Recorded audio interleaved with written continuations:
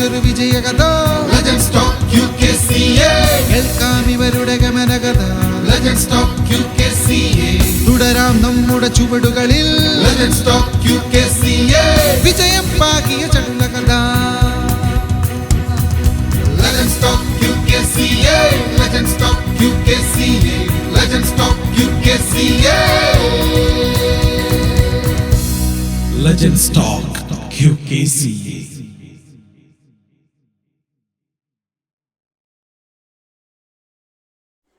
നമസ്കാരം. Legends talk QKCയുടെ പുതിയൊരു എപ്പിസോഡിലേക്ക് എല്ലാവർക്കും സ്വാഗതം. ഇന്ന് നമ്മോട് കൂടെയുള്ളത് QKCയിൽ വളരെ സജീവമായി പ്രവർത്തിക്കുന്ന QKCയുടെ മുൻ കമ്മിറ്റി അംഗവും KCCMയുടെ ചെയർമാനും ക്രൈസ്തൽ പ്രാർത്ഥന കൂട്ടായ്മയുടെ പ്രസിഡന്റുമായിരുന്ന സജീവങ്ങളും കുടുംബവുമാണ്. ലയൺസ് ടോക്കിൽ അങ്കിളിനെ ഉൾപ്പെടുത്താൻ മറ്റൊരു കാര്യം കൂടിയുണ്ട്. ജോലി ചെയ്തുകൊണ്ട് വീണ്ടും പഠിച്ച് ഉയർന്ന നിലയിലെത്തിയ വ്യക്തിയാണ് അങ്കിൾ. അങ്കിളിനും കുടുംബത്തിനും ലയൺസ് ടോക്ക് QKCയിലേക്ക് സ്വാഗതം. സജീവങ്ങൾ അങ്കിളുടെ ജോലി, നാട്, വീട്, ഇടവക എന്നീ കാര്യങ്ങളൊന്ന് പരിചയപ്പെടുത്താമോ? എൻ്റെ പേര് സജി, വീട്ടുപേര് കൂടക്കാട്ട് മേയാർ. സ്ഥലം ഞങ്ങൾ മലബാറിലാണ്. മലബാറിൽ പയ്യാവൂർ ടൗൺ ഇടവക അംഗമാണ്. അച്ഛൻ്റെ പേര് ജോസഫ്. 2023 സെപ്റ്റംബറിൽ മരിച്ചുപോയി. അമ്മ മേരി, പിന്നെ ഭാര്യ സോണി. അങ്ങേമഠത്തിൽ വീട്ടുപേര്, അല്ലെങ്കിൽ കടിയാപറമ്പിൽ എന്നൊക്കെ പറയും. കടുത്തുരുത്തിയിൽ ഇടവാംഗമാണ്. മക്കൾ 3 പേര്. മൂത്തയാളിപ്പോൾ ഒക്യുപ്പേഷണൽ തെറാപ്പി ചെന്നൈയിൽ പഠിക്കുന്നു. രണ്ടാമത്തെ ആളിപ്പോൾ +2 കഴിഞ്ഞിട്ട് അടുത്ത ഏതെങ്കിലും ഗ്രാജുവേഷൻ കോഴ്സിൽ പോകാൻ നോക്കിക്കൊണ്ടിരിക്കുന്നു. മൂന്നാമത്തെ ആൾ അഭിനവ് 10th എക്സാം കഴിഞ്ഞ് +1 +2 ചേരാൻ വേണ്ടിയുള്ള തയ്യാറെടുപ്പിലിരിക്കും. ഞാനിപ്പോൾ UAE-യിലായിരുന്നു ഒരു 15 വർഷത്തോളം ജോലി ചെയ്തുകൊണ്ടിരുന്നത്. ഇപ്പോൾ ഒരു 10 വർഷമാകുന്നു ഖത്തറിലോട്ട് വന്നിട്ട്. ഖത്തറിൽ ആദ്യം ഹെമ്പലിലായിരുന്നു. ഇപ്പോൾ ഏഷ്യൻ പെയിൻറ്റ്സിൽ സപ്ലൈ ചെയിൻ ഹെഡായിട്ട് വർക്ക് ചെയ്യുന്നു. അങ്കിൾ ഗൾഫിൽ ജോലി ചെയ്തുകൊണ്ട് വീണ്ടും പഠിച്ച് ഉയർന്ന നിലയിലെത്തിയ വ്യക്തിയാണെന്നറിയാം. ആ എക്സ്പീരിയൻസ് ഒന്ന് എക്സ്പ്ലെയിൻ ചെയ്യാമോ? ജോലി ചെയ്തുകൊണ്ട് എക്സ്പീരിയൻസ് നമ്മൾ ആദ്യം ഈ പറഞ്ഞ പോലെ പല സാഹചര്യങ്ങൾ കൊണ്ട് നമുക്ക് പ്രോപ്പറായ ഒരു വിദ്യാഭ്യാസം ചെയ്യാൻ കഴിഞ്ഞില്ല. ബേസിക്കലി പഴയ PDC അത് കഴിഞ്ഞിട്ട് ITC മാത്രം പഠിച്ചുകൊണ്ട് വർഷം ബോംബെയിൽ വർക്ക് ചെയ്തു. അത് കഴിഞ്ഞിട്ടാണ് ഗൾഫിലോട്ട് വന്നത്. ആദ്യമേ വന്നപ്പോൾ ഒരു ഓഫീസ് അറ്റ്മോസ്ഫിയറിലാണ് വന്നത്. അപ്പോൾ നമുക്ക് ഇനി ഈ ഒരു ലെവലിൽ അങ്ങോട്ട് പോയിട്ട് കാര്യമില്ല, ഫാമിലിയെ കൊണ്ടുവരാൻ പറ്റത്തില്ല, അങ്ങനെയുള്ള പ്രശ്നങ്ങളൊക്കെ മനസ്സിലാക്കിക്കൊണ്ട് അബുദാബി വെച്ച് തന്നെ കമ്പ്യൂട്ടർ സെക്രട്ടറി കോഴ്സ് അങ്ങനെയൊക്കെ ജോലി ചെയ്തു. അവിടെ നിന്നാണ് ദുബായിക്കും ഷാർജയ്ക്കൊക്കെ മാറുന്നത്. അവിടെ വെച്ചുകൊണ്ടാണ് ഞാൻ എൻ്റെ ഗ്രാജുവേഷനും പോസ്റ്റ് ഗ്രാജുവേഷനും ഒക്കെ ചെയ്യുന്നത്. അതുകൂടാതെ ഒത്തിരി സപ്ലൈ ചെയിനിൽ, മറ്റേ സേഫ്റ്റിയിൽ, അങ്ങനെ ഒത്തിരി സർട്ടിഫിക്കേഷൻ ISOയിലൊക്കെ ഇങ്ങനെ ഒത്തിരി സർട്ടിഫിക്കേഷൻ കോഴ്സുകളൊക്കെ ചെയ്തു. പഠിച്ചുകൊണ്ട് ജോലി ചെയ്യുന്നതുകൊണ്ട് പോയാൽ നമ്മൾ എപ്പോഴും അപ്ഡേറ്റ് ആയിട്ട് നിൽക്കുക എന്നുള്ളതാണ് അതിൻ്റെ ആവശ്യം. നമ്മൾ എവിടെയാണോ ഒരു കംഫർട്ട് സോണിൽ നിൽക്കുന്നതെന്ന് ആ കംഫർട്ട് സോണിനെ ബ്രേക്ക് ചെയ്തുകൊണ്ട് നമ്മൾ ചലഞ്ചസ് ഏറ്റെടുത്താൽ മാത്രമേ ഉദ്ദേശിക്കുന്ന ലെവലിലോട്ട് വളരാൻ കഴിയുള്ളൂ. അല്ലെങ്കിൽ നമ്മൾ എന്നും ആ കിട്ടുന്ന ജോലി ശമ്പളവുമായിട്ട് ആ കംഫർട്ട് സോണിൻ്റെ അകത്തിരുന്ന് കഴിഞ്ഞാൽ നമുക്ക് ഒരിക്കലും ഗ്രോ ചെയ്യാൻ പറ്റത്തില്ല എന്നുള്ളതാണ് എൻ്റെ ജീവിതത്തിൽ ഞാൻ മനസ്സിലാക്കുന്നത്. പലപ്പോഴും ചോദിച്ചിട്ടുണ്ട്, ഞാൻ ആദ്യമൊക്കെ എന്തിനാണ് ഗ്രാജുവേഷൻ എടുക്കുന്നത്, MBA എടുക്കുന്നത് എന്നൊക്കെ ചോദിച്ചിട്ടുണ്ട്. അപ്പോൾ എനിക്ക് തന്നെ അതിനുള്ള മറുപടി, നമ്മൾ ഇന്നല്ലേ നാളെ എന്ത് പഠിച്ചാലും ഇന്നല്ലേ നാളെ അതിൻ്റെ പ്രതിഫലം ഉണ്ടാകും. ആ ഒരു ശുഭാപ്തി വിശ്വാസത്തോടെ മുമ്പോട്ട് പോകുമ്പോൾ നമ്മൾ മാത്രമല്ല നമ്മൾ ചിന്തിക്കേണ്ടത്, ഒരു പുതിയ തലമുറ വരുന്നത് നമ്മളെ കഴിഞ്ഞ് കോമ്പറ്റീറ്റീവായ ഒരു തലമുറ, നമ്മളെ കണ്ടു അഡ്വാൻസ് ഒരു തലമുറ വരുവാണ്. അപ്പോൾ നമ്മളുടെ കോവർക്കറായിട്ട് വർക്ക് ചെയ്യുന്ന ഒരുപക്ഷെ അവരായിരിക്കും. അപ്പോൾ അവരോടുമായിട്ട് ഒന്നിച്ച് വർക്ക് ചെയ്യണമെങ്കിൽ നമ്മൾ കാര്യങ്ങൾക്ക് അറിഞ്ഞിരിക്കണം.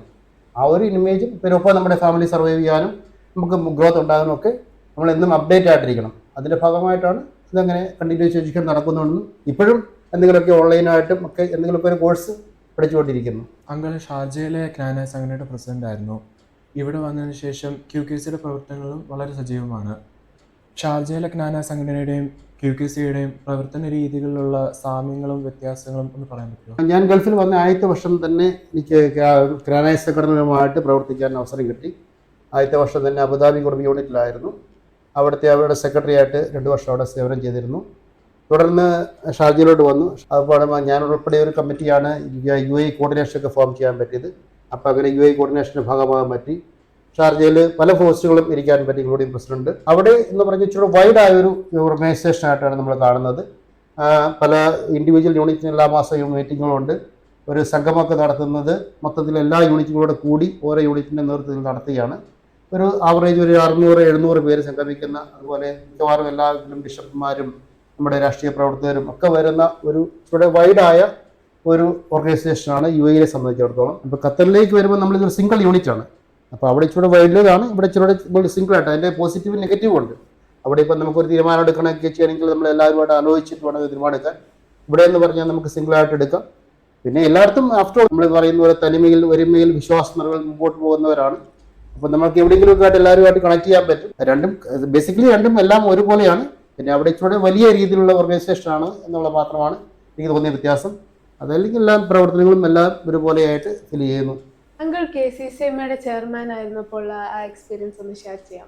KCCME അഥവാ ജ്ഞാനായ കാത്തലിക് മിഡിൽ ഈസ്റ്റ് നമ്മുടെ ഈ GCCയിലുള്ള എല്ലാ രാജ്യങ്ങളുടെയും ഒരു കോർഡിനേഷൻ കമ്മിറ്റിയാണ്. നമ്മുടെ എല്ലാ യൂണിറ്റുകളുടെയും പ്രസിഡന്റുമാരും തിരഞ്ഞെടുക്കപ്പെട്ട അംഗങ്ങളും മെമ്പേഴ്സായിട്ടുള്ള ഒരു ബോഡിയാണ്. ആ ബോഡിയിൽ ഒരു പ്രസിഡന്റ് ചെയർമാൻ ആകുക എന്നുള്ളത് ഔപചാരികമായിട്ട് വന്നാണെങ്കിൽ പോലും വലിയൊരു അംഗീകാരമായിട്ട് ഞാൻ കാണുകയാണ്. ആ ഒരു സമയത്ത് ഗ്ലോബലായിട്ട് പ്രണയക്കാരുടെ അൽമായ സംഘടനയായ DKCCയുടെ ഭാഗമായിരുന്നു. DKCC എന്ന് പറയുന്നത് ബേസിക്കലി 4 റീജിയനുകൾ കൂടിയതാണ്. Middle east, Oceania, America, Europe. ആ ഒരു സംഘടനയുടെ ഭാഗമായിട്ട് ആ ചെയർമാൻ പോസ്റ്റ് വന്നുകൊണ്ട് ഗ്ലോബലായിട്ടുള്ള എല്ലാ പ്രണയക്കാരെയും ഒരു പരിധിവരെ അന്നത്തെയുള്ള ലീഡേഴ്സിനെയൊക്കെ പരിചയപ്പെടുവാനും ഒക്കെ സാധിച്ചു. അവരുമായിട്ടുള്ള അവരുടെ പ്രവർത്തനങ്ങൾ മനസ്സിലാക്കാൻ സാധിച്ചു. അവരിൽ നിന്ന് നല്ലതെടുക്കുവാനും മാറ്റങ്ങൾ വരുത്തുവാനൊക്കെ എനിക്ക് സാധിച്ചു. അതിലൊക്കെ ഉപരിയായിട്ട് നമ്മുടെ രൂപതാ നേതൃത്വമായിട്ട് ബന്ധപ്പെടാൻ കഴിഞ്ഞത് ആ ഒരു പൊസിഷനിൽ എത്തിക്കൊണ്ട് മാത്രം. നമ്മൾ അവരുമായിട്ട് ഒരു പേഴ്സണൽ കോൺടാക്റ്റ് ഉണ്ടാക്കാൻ സാധിച്ചത് ആ ഒരു പൊസിഷനിൽ ഇരുന്നുകൊണ്ടാണ്. അപ്പോൾ ഇപ്പോഴാണെങ്കിൽ പോലും ഖത്തറിൽ നിന്ന് സജി എന്ന് വിളിച്ചു കഴിഞ്ഞാൽ മുലക്കാട്ട് പിതാവിനെ വേറെ ഇൻട്രഡക്ഷൻ ആവശ്യമില്ലാത്ത രീതിയിൽ പരിചയപ്പെടാനുള്ള സാഹചര്യം ഉണ്ടായത് ആ പൊസിഷനിൽ ഇരുന്നുകൊണ്ടാണ്. പിന്നെ മിഡിൽ ഈസ്റ്റിൻ്റെ അന്നത്തെ എല്ലാ പറ്റുന്ന രീതിയിലെല്ലാം പ്രോഗ്രാമുകൾ നടത്തുവാനും അതുപോലെ ബൈലോ പരിഷ്കരിക്കുവാനും ഒക്കെ സാധിച്ചു. നമ്മളെ ക്രനായ ഗ്ലോബൽ ലെവലിൽ അറിയുവാനും അവരുമായിട്ട് മനസ്സിലാക്കുവാനും നമ്മളെ പരിചയപ്പെടുത്തുവാനുമുള്ള നല്ലൊരു വേദിയായിരുന്നു KCCME ചെയർമാനായിട്ടിരുന്ന ആ 2 വർഷം. നന്നായിട്ട് എൻജോയ് ചെയ്തു. നമ്മൾ ശരിക്കും ഡെഡിക്കേറ്റ് ചെയ്ത് ഇറങ്ങിക്കഴിഞ്ഞാൽ നമുക്ക് വേണ്ട സപ്പോർട്ടുകളും എല്ലാം വരും. നമ്മൾ അതിനുവേണ്ടി മെനക്കെട്ട് നമ്മൾ ഇറങ്ങി അതിന് സമയം കണ്ടെത്തി നമ്മൾ എല്ലാവരുമായിട്ട് കണക്ട് ചെയ്ത് കഴിഞ്ഞാൽ നമുക്ക് ഒരു പരിചയമില്ലാത്ത ആൾക്കാർക്ക് പോലും ആ പൊസിഷനിൽ എത്തിക്കഴിഞ്ഞാൽ ഡെഡിക്കേഷൻ ഉണ്ടെങ്കിൽ നന്നായിട്ട് പ്രവർത്തിക്കാൻ സാധിക്കുമെന്നുള്ളതാണ് എൻ്റെ എക്സ്പീരിയൻസ്. അങ്കിൾ തികഞ്ഞ ദൈവവിശ്വാസിയാണെന്നറിയാം.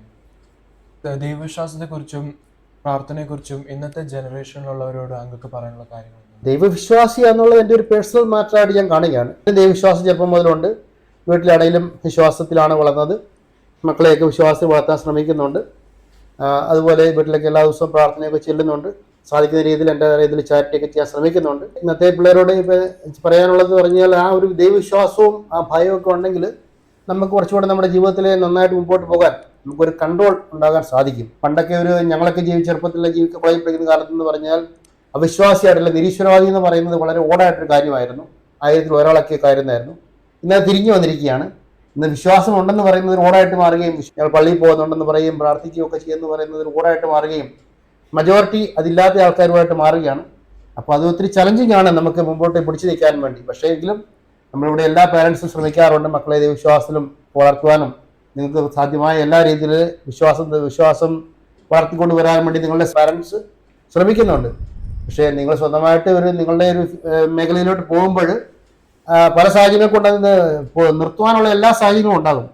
അതിനെ ബ്രേക്ക് ചെയ്തുകൊണ്ട് നന്നായിട്ട് ആ വിശ്വാസത്തിൽ മുമ്പോട്ട് പോകാൻ സാധിച്ചാൽ മാത്രമാണ് നമുക്ക് നമ്മുടെ നല്ലൊരു ജീവിത ലെവലിലോട്ട് വന്നു കഴിയുമ്പോൾ നമ്മുടെ ജീവിതത്തിൽ ഉത്തരവാദിത്തങ്ങൾ വരികയും നമ്മുടെ മക്കളുടെ ഭാവിയൊക്കെ വരുമ്പോൾ നമുക്ക് പറഞ്ഞു കൊടുക്കാൻ പറ്റണമെങ്കിൽ നമ്മുടെ മക്കൾക്ക് ദൈവവിശ്വാസത്തെ പറ്റി പറഞ്ഞു കൊടുക്കാൻ പറ്റണമെങ്കിൽ നമുക്ക് സ്വന്തമായിട്ട് വിശ്വാസം ഉണ്ടാവണം. അങ്ങനെ എല്ലാവരും പറയാനുള്ളത് ദൈവവിശ്വാസം ഒരിക്കലും കളയരുത്. ആ വിശ്വാസത്തെ പുറകെ പിടിച്ചുകൊണ്ട് തന്നെ മുമ്പോട്ട് പോകണമെന്നാണ് എനിക്ക് പറയാനുള്ളത്. KCCയുടെ ജ്ഞാനായ കമ്മിറ്റിയിലെ നിലവിലെ ഹെഡ് മാസ്റ്ററാണ് അങ്കിൾ. സമുദായത്തെ വളരെ ആത്മാർത്ഥമായി സ്നേഹിക്കുന്ന ഒരു വ്യക്തിയുമാണ്. ഇന്നത്തെ ജനറേഷൻ വളരെ വ്യത്യസ്തമായി ചിന്തിക്കുന്നവരാണ്. സമുദായത്തിൻ്റെ നിലനിൽപ്പിനെ കുറിച്ച് പുതിയ ജനറേഷനോട് അങ്കിൾ എന്താണ് പറയാനുള്ളത്? ഖത്തറിലെ ഗ്രാനായ സെക്രട്ടറിയായ QKCA കഴിഞ്ഞ കമ്മിറ്റി മുതൽ തുടങ്ങിയ നല്ലൊരു ഇനിഷ്യേറ്റീവാണ്. നമ്മുടെ കുട്ടികളെ ചരിത്രം പഠിപ്പിക്കുക, നമ്മുടെ ചരിത്രങ്ങളെ പഠിപ്പിക്കുക, അവരെ അറിയുക എന്നുള്ള ആ ഒരു സംഭവം. അതിന് നമ്മൾ ഏറ്റവും പൂർണ്ണമായ രീതിയിൽ സപ്പോർട്ട് കൊടുത്തുകൊണ്ടാണ് നമ്മളെല്ലാവരും തന്നെ മുമ്പോട്ട് പോകുന്നത്. നമ്മൾ കഴിഞ്ഞ വർഷങ്ങളിൽ കഴിഞ്ഞ കമ്മിറ്റിയിലൊക്കെ ഒത്തിരിയേറെ ക്ലാസ്സുകൾ നമുക്ക് നടത്താൻ പറ്റി. പിന്നെ എനിക്ക് തോന്നിയിരിക്കുന്നത് നമ്മുടെ ഗ്രാനായക്കാരുടെ ഉള്ളിൽ ഒരു അറിവ് എന്ന് പറയുന്നത് നമ്മൾ കൂടുതൽ ഒരു കല്യാണത്തിലൊക്കെ ഇപ്പോൾ കാണുന്നത് കുറച്ച് ഡാൻസ് ചെയ്തു, അല്ലെങ്കിൽ കുറച്ച് നട വിളിച്ചു, അല്ലെങ്കിൽ അയാൾക്ക് എടുത്തുകൊണ്ട് പോയി അതാണ് നമ്മുടെ ക്രണായത്വം, അല്ലെങ്കിൽ അതാണ് നമ്മുടെ ക്രണായ സംഘടനകൾ എന്നുള്ള ആ ചിന്താഗതിയിലോട്ട് മാറിയോ എന്ന് എനിക്ക് നമുക്ക് സംശയമുണ്ട്. നമ്മൾ ചെയ്യുന്ന എല്ലാ ചടങ്ങുകൾക്കും അതിൻ്റെ ബൈബിളിക്കലായിട്ടും മറ്റ് നമ്മുടെ ആചാരപരമായിട്ടും എല്ലാ അർത്ഥങ്ങളുണ്ട്. അല്ലെങ്കിൽ ഈ 21st സെഞ്ച്വറിയിലും പ്രണയക്കാരായിട്ട് ജീവിക്കുന്നതിന് ആവശ്യകത എന്താണെന്ന് മറ്റുള്ള ചോദിക്കുമ്പോൾ നമ്മൾ പറയണമെങ്കിൽ നമ്മുടെ ഐഡൻറ്റിറ്റി എന്നാൽ നമ്മൾ ആദ്യം അറിയണം. ഇതൊന്നും അറിയാതെ ആരെങ്കിലുമൊക്കെ നമ്മൾ കുറച്ച് ഡാൻസ് ചെയ്തു അല്ലെങ്കിൽ കുറച്ച് ഓളം വെച്ച് മാത്രം മുമ്പോട്ട് പോയി കഴിഞ്ഞാൽ ഇത് നിയന്ത്രിക്കപ്പെട്ടു പോകും. നമ്മുടെ മുൻ കർദിനാളായിരുന്ന ആന്റണി പടിയറ പറഞ്ഞത് പ്രണയ സമൂഹം ഇന്നും ഈ 21ാം സെഞ്ചുറിയിൽ നിലനിൽക്കുന്നത് ലോകത്തിലെ 8ാമത്തെ അത്ഭുതമെന്നാണ്. കാരണം പല സംഘടനകളും വിശ്വാസമൊക്കെ കുറഞ്ഞ് പല രീതിയിലും മിക്സപ്പായി പോയിക്കൊണ്ടിരിക്കുന്ന അവസരത്തിലും കുറച്ച് അംഗസംഖ്യ കുറവാണെങ്കിൽ പോലും 1.5-2 ലക്ഷം വരുന്ന കനാനായക്കാർ അവരുടെ പൈതൃകവും തനിമയും കാത്തുസൂക്ഷിച്ചുകൊണ്ട് മുമ്പോട്ട് പോകുന്നുണ്ടെങ്കിൽ നമ്മളെ കാരണവന്മാർ പറഞ്ഞു തന്ന ആ ഒരു അറിവും നമ്മളത് പരിപാലിക്കുന്നതും കൊണ്ടാണ്. പക്ഷേ എന്തുകൊണ്ടോ നമുക്കറിയത്തില്ല, നമ്മുടെ ആൾക്കാരിൽ പലരും ഇപ്പോഴും അതിലോട്ട് നമ്മളെ കുട്ടികളെ വിടാനും ഒക്കെ ഇപ്പോഴും വൈമുഖ്യം കാണിക്കുന്നുണ്ട്. എനിക്ക് എല്ലാവരോടും അഭ്യർത്ഥിക്കാനുള്ളത്, നമ്മൾ പലർക്കും നമുക്ക് അറിയത്തില്ല, നമുക്ക് എന്താണെന്നോ അല്ലെങ്കിൽ എന്താണെന്ന് നമുക്ക് അറിയാം, ജസ്റ്റ് തെക്കുംപാരാന്ന് അറിയാമെന്നല്ലാതെ അതിൻ്റെ ഇമ്പോർട്ടൻസോ അതിൻ്റെ പൈതൃകം എന്താണെന്നോ അല്ലെ നമ്മുടെ ചടങ്ങുകളുടെ അർത്ഥബന്ധങ്ങൾ എന്താണെന്നോ നമുക്ക് പലർക്കും അറിയത്തില്ല. ആരെങ്കിലും ചോദിച്ചു കഴിഞ്ഞാൽ എന്താണ് ജ്ഞാനേക്കാൾ എന്താണ് പ്രത്യേകത എന്ന് ചോദിച്ചു കഴിഞ്ഞാൽ പറയാൻ പറ്റുന്ന നമ്മുടെ കുട്ടികളായി വളർത്തുവാൻ വേണ്ടി ഇതുപോലുള്ള അവസരങ്ങൾ കൂടുതലായിട്ട് ഉപയോഗപ്പെടുത്തണമെന്നാണ് എൻ്റെ അഭ്യർത്ഥന. ജ്ഞാന സമുദായത്തെ അത്യധികം സ്നേഹിക്കുന്ന വ്യക്തി എന്ന നിലയിൽ അങ്ങക്ക് ഇന്ന് നമ്മുടെ സമുദായത്തിൽ നടക്കുന്ന ചില പ്രശ്നങ്ങളെ കുറിച്ചൊന്ന് പറയാൻ പറ്റുമോ? നമ്മൾ കുറേ നൂറ്റാണ്ടുകളായിട്ട് നമ്മൾ 3-ാം നൂറ്റാണ്ടുകൾ മുതൽ ഇവിടെയുണ്ട്. നമ്മളെല്ലാവരും ജ്ഞാനായക്കാരായിരുന്നു.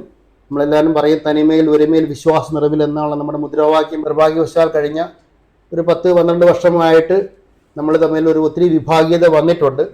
അത് പല കാരണങ്ങൾ കൊണ്ടായിട്ടുണ്ട്. അതിൻ്റെ നമ്മുടെ ഐഡൻറ്റിറ്റി ചോദ്യം ചെയ്യുന്ന കാര്യങ്ങളായാലും നമ്മുടെ ചില നേതൃത്വങ്ങളുടെ ചില അഭിപ്രായങ്ങളുടെ പ്രകടനങ്ങളാണെങ്കിലും ഒക്കെ എന്തുകൊണ്ടോ നമ്മളിൽ അഭിപ്രായ വ്യത്യാസങ്ങൾ വരികയും ഇപ്പോൾ നമ്മൾ പരസ്പരം പ്രത്യേകിച്ച് സോഷ്യൽ മീഡിയയിൽ കൂടെ ശത്രുക്കളെ പോലെ ബിഹേവ് ചെയ്യുകയും ചെയ്യുന്ന പല കേസ് സംഘടനകൾ ഉണ്ടായിട്ടുണ്ട്. ഇതൊരിക്കലും നമ്മുടെ പ്രണായ സമുദായത്തിൻ്റെ വളർച്ചയ്ക്ക് നല്ലതല്ല.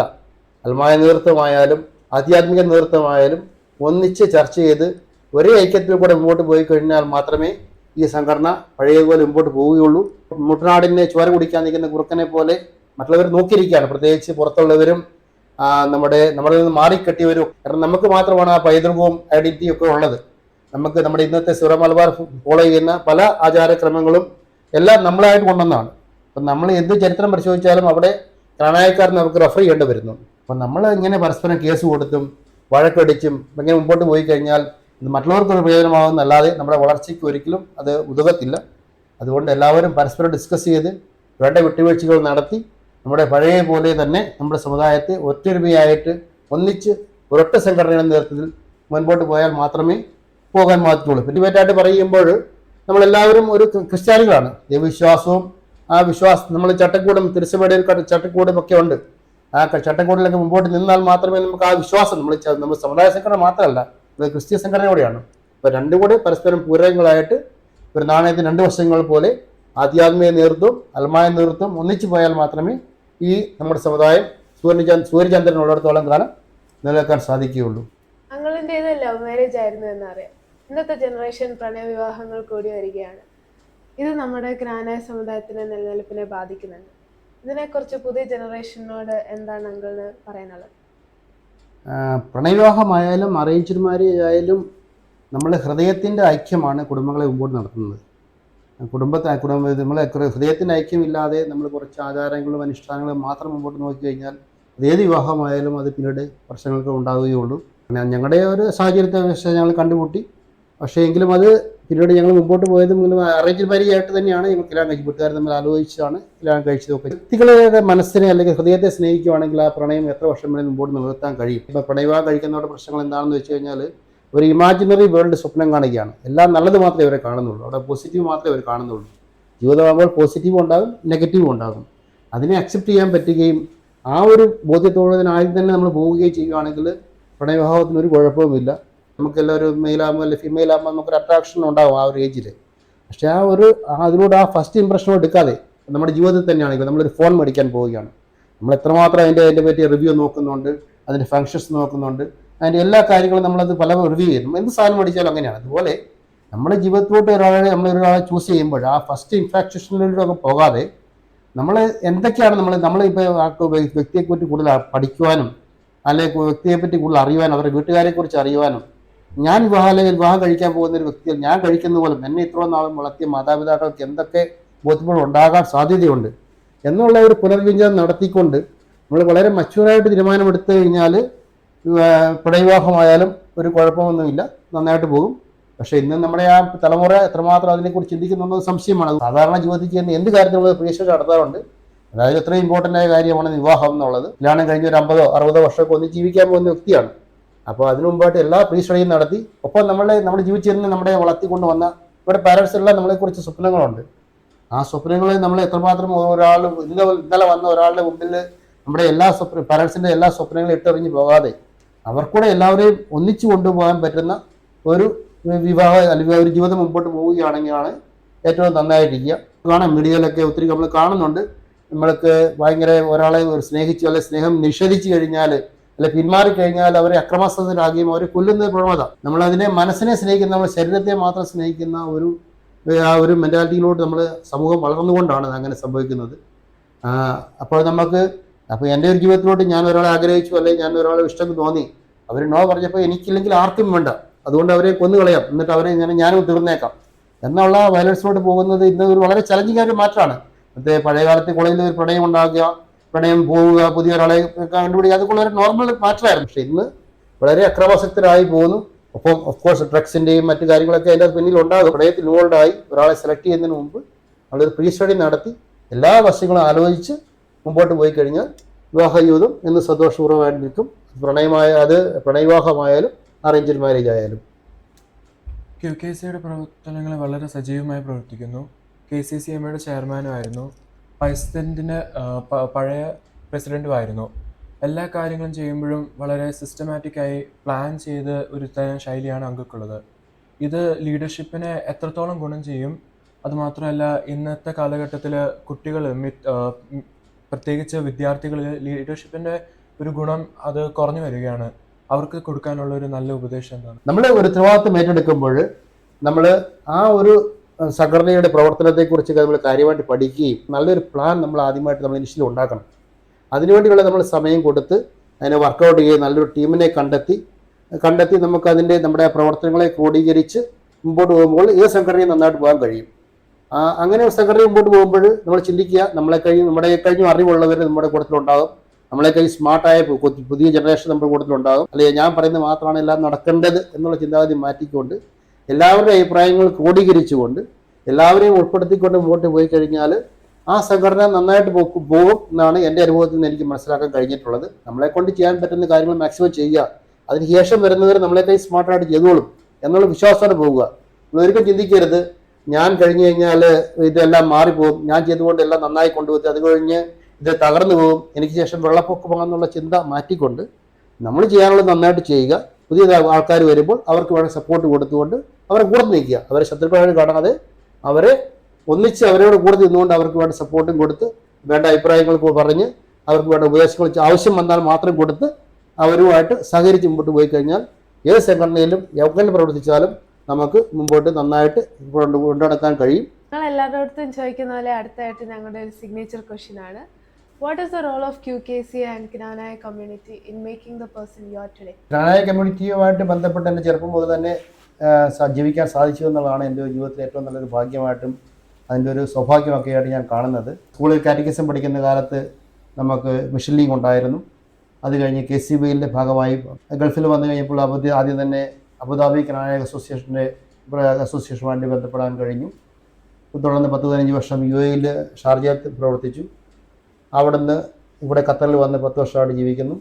പല പൊസിഷനുകളിലും നമ്മുടെ കൺട്രി ലെവലിലും റീജിയൻ ലെവലിലൊക്കെ സംഘടിക്കാൻ സാധിച്ചു. അപ്പോൾ ഈ നമ്മുടെ ക്നാനായ പ്രവർത്തനം നമ്മുടെ ആരുമായിട്ട് പ്രവർത്തിക്കുമ്പോഴും നമ്മുടെ ക്നാനായ സഹോദരങ്ങളുമായിട്ട് പ്രവർത്തിക്കുമ്പോഴാണ് നമുക്ക് ഏറ്റവും വലിയ കംഫർട്ട് ഉണ്ടാകുന്നത്. നമ്മൾ എവിടെ ചെന്ന് പോയാലും നമ്മൾ ഏത് കമ്മ്യൂണിറ്റി ചെന്നാലും നമ്മുടെ വീട്ടിലൊരു ഫംഗ്ഷൻ നടത്തിയാൽ പോലും നമ്മളെപ്പോഴും ആദ്യം വിളിക്കുന്നത് നമ്മുടെ ക്നാനായക്കാരെയാണ്. അതാണ് നമ്മുടെ ബ്രദേഴ്സ് ആൻഡ് സിസ്റ്റേഴ്സ്, അവരാണ് നമ്മുടെ ബ്ലഡ്.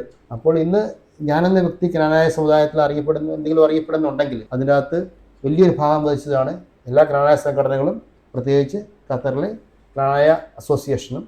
അതിൽ ഞാൻ ഭാഗ്യമായിട്ട് കാണുന്നു. തുടർന്നും ക്നാനായ സമുദായത്തിൻ്റെ ഭാഗമായിട്ട് തന്നെ ജീവിക്കാനാണ് ഞാൻ ഉദ്ദേശിക്കുന്നത്. അത് പുതിയ തലമുറയിലേക്ക് എനിക്ക് ആകുന്ന രീതിയിൽ അവരോട് പറഞ്ഞു കൊടുത്തുകൊണ്ട് നമ്മുടെ സമുദായത്തെ മുമ്പോട്ട് നയിക്കണം എന്നുള്ള രീതിയിലാണ് ഞാൻ ഉദ്ദേശിക്കുന്നത്. ആ സ്പിരിറ്റോട് കൂടെ ക്നാനായ സ്പിരിറ്റോട് കൂടെ തന്നെ എൻ്റെ മക്കളിലൂടെ ഞാൻ അവരെയും പരമാവധി അതിലോട്ട് കൊണ്ടുനടക്കാൻ വേണ്ടി ശ്രമിക്കുന്നു. എൻ്റെ അടുത്ത ചോദ്യം ആൻറ്റിയോടാണ്. ആൻറ്റി സ്പോർട്സിൽ വളരെ താല്പര്യം തോന്നിയിട്ടുള്ള ആളാണ്. സ്പോർട്സിൽ വരാനുള്ള കാരണം എന്താണ്? പിന്നെ സ്പോർട്സിൽ എന്തെങ്കിലും പ്രത്യേകിച്ച് നേട്ടങ്ങൾ ഉണ്ടായിട്ടുണ്ടോ? എനിക്ക് ചെറുപ്പം മുതലേ സ്പോർട്സ് ഇഷ്ടമായിരുന്നു. പിന്നെ സ്കൂളിൽ പഠിച്ചിരുന്ന കാലത്ത് കിട്ടിയ അവസരങ്ങളെല്ലാം പരമാവധി യൂസ് ചെയ്തിട്ടുണ്ട്. പിന്നെ സ്കൂളിനെ പ്രതിനിധീകരിച്ച് ജില്ലാ തലത്തിൽ പങ്കെടുക്കാൻ പറ്റിയിട്ടുണ്ട്. പിന്നെ എനിക്ക് വീട്ടിൽ നിന്നാണെങ്കിലും പേരൻസിൻ്റെ സൈഡിൽ നിന്നാണെങ്കിലും നല്ല സപ്പോർട്ടുണ്ടായിരുന്നു. പിന്നെ എൻ്റെ ബ്രദർ സ്പോർട്സിൽ നന്നായിട്ട് ആക്റ്റീവായിട്ട് പങ്കെടുത്തിരുന്ന ആളായിരുന്നു. പിന്നെ സ്കൂൾ ലൈഫ് കഴിഞ്ഞ് കോളേജ് ലൈഫിലേക്ക് വന്നപ്പം പിന്നെ സ്പോർട്സിലൊന്നും ഫോക്കസ് ചെയ്യാനായിട്ടൊന്നും പറ്റിയില്ല. അത് കഴിഞ്ഞ് പിന്നെ കുടുംബജീവിതമായി അങ്ങനെ അങ്ങ് പോയി. എങ്കിലും ഇപ്പോഴും അവസരങ്ങൾ കിട്ടിയാൽ ഞാനത് പരമാവധി യൂസ് ചെയ്യാൻ ശ്രമിച്ചിട്ടുമുണ്ട്. എനിക്കൊത്തിരി ഇഷ്ടമാണ് സ്പോർട്സ്. വിവാഹത്തിന് മുമ്പുള്ള നിങ്ങളുടെ പരിചയം എങ്ങനെയായിരുന്നു എന്നൊന്ന് ഷെയർ ചെയ്യാമോ? അത് ഞങ്ങൾ ആദ്യമായിട്ട് സജിക്കടുത്തിരുത്തിൽ പഠിക്കാൻ വരുമ്പോഴാണ് ഞങ്ങൾ ആദ്യമായിട്ട് കാണുന്നത്. അതും പള്ളിയിലെ KC വേലി വെച്ചാണ് ഞങ്ങൾ തമ്മിൽ കാണുന്നത്. അപ്പം സജിയുടെ ഇഷ്ടം എന്നോട് പറഞ്ഞു. ആദ്യം തുറന്നൊന്നും പറഞ്ഞില്ല. പിന്നെ പലവട്ടം ചിന്തിച്ചു, പ്രാർത്ഥിച്ചു. അതിന് ശേഷമാണ് ഞാൻ മറുപടി കൊടുക്കുന്നത്. 1 ഇയർ ഉണ്ടായിരുന്നുള്ളൂ ഞങ്ങൾ തമ്മിൽ കാണുന്നത്. പിന്നെ ഞാൻ നേഴ്സിങ്ങിന് പോയി. സജിയുടെ പഠിത്തം കഴിഞ്ഞ് സജി ജോലിക്കൊക്കെ ആയിട്ട് പോയി. പരസ്പരം വല്ല കാലത്തും ജസ്റ്റ് ലെറ്റർ. നേഴ്സിംഗ് പഠിച്ചതിന് ശേഷമാണ് പിന്നെ ഞങ്ങളുടെ ആ ഒരു ബന്ധം കണ്ടിന്യൂ ചെയ്യുന്നത്. രണ്ടുപേരുടെയും മനസ്സിൽ സ്നേഹം ഉണ്ടായിരുന്നു. പക്ഷെ പരസ്പരം ഇന്നത്തെ പോലെ വാട്സപ്പോ മൊബൈലോ കാര്യങ്ങളോ ഒന്നും അന്നില്ലായിരുന്നു. പക്ഷേ ഞങ്ങളുടെ സ്നേഹം ഞങ്ങളുടെ മനസ്സിൽ സൂക്ഷിച്ചു വെച്ചിട്ടുണ്ടായിരുന്നു. പ്രാർത്ഥിച്ചാണല്ലോ തുടങ്ങിയത്. അതുകൊണ്ട് ഞങ്ങളുടെ സ്നേഹം ഞങ്ങളുടെ മനസ്സിലുണ്ടായിരുന്നു. പിന്നെ നേഴ്സിംഗ് കഴിഞ്ഞ് ഞങ്ങളുടെ കല്യാണ പ്രായമായി എത്തിയപ്പോൾ പരസ്പരം പേരൻസിനോട് പറഞ്ഞ് അത് അറേഞ്ച് ചെയ്ത് ഞങ്ങളുടെ നല്ലൊരു കുടുംബജീവിതത്തിലേക്ക് ഞങ്ങൾ കാലുവെച്ചു. ഞങ്ങളുടെ അടുത്ത ചോദ്യം ഇനി ഹെലൻ ചേച്ചിയാണ്. ചേച്ചി +2 വിദ്യാഭ്യാസം കേരളത്തിൽ പഠിച്ചു തീർത്തതിന് ശേഷം ഇപ്പോൾ ചെന്നൈ പഠിക്കുകയാണല്ലോ. ഇന്ത്യയിലെ ചില സ്ഥലങ്ങളിൽ ഗൾഫിലുള്ള ചില പാരൻസിന് അവരുടെ മക്കളെ പഠിപ്പിക്കാൻ പേടിയാണ്. ഡ്രഗ്സാണ് കാരണം എന്ന് മിക്കവരും പറയുന്നുണ്ട്. ഇപ്പോൾ എന്താണ് അവിടുത്തെ സിറ്റുവേഷൻ? അത് ഇപ്പോൾ സ്റ്റുഡൻസിൻ്റെ കാര്യത്തിൽ മയക്കുമരുന്നിൻ്റെ ഉപയോഗം കുറയുവാണോ അതോ കൂടുതലാണോ? എനിക്കെന്ന് പറയുമ്പോൾ ഈ ക്വസ്റ്റ്യൻ വലിയ റിലേറ്റബിൾ അല്ല. കാരണം ഫോർച്ചുനേറ്റ്ലി എൻ്റെ സറൗണ്ടിങ്സിൽ അങ്ങനെ ഡ്രഗ്സുമായിട്ട് ഇൻഫ്ലുവൻസ് ആയിട്ടുള്ള ഫ്രണ്ട്സൊന്നും എനിക്കില്ലായിരുന്നു സ്കൂളിലത്തെ സമയത്ത്.